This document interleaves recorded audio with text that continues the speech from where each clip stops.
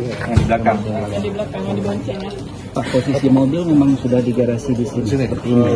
Rumah nggak ada yang berubah ya, gitu. Cuman ada ya titik arsur aja di sana. Jadi kan ada beberapa bercak bekas dari bom. Betul. Yang di mobil itu ya ada cipratan ya. Cipratan juga. Artinya kita Udah mengecek CCTV sudah. Tapi masih kita telusuri lagi CCTV sekitar sekitar perumahan inilah. Berarti bisa dipastikan ini granat, Pak? Apa bom molotov? Ya, artinya kan ya kalau dari bukti sementara granat ya, cuman granat jenisnya belum bisa saya sampaikan, perlu pendalaman itu aja. Berarti datang dari sini kok keluarnya apa belok lagi sebelah kanan atau langsung lurus? Diduga langsung belok ke kanan. Langsung belok ke Iya. kanan. Waktu kejadian Pak Bustami sendiri ada di rumah atau gimana sih? Tidak ada, lagi ada di rumah, satunya lagi di wilayah Sibreh.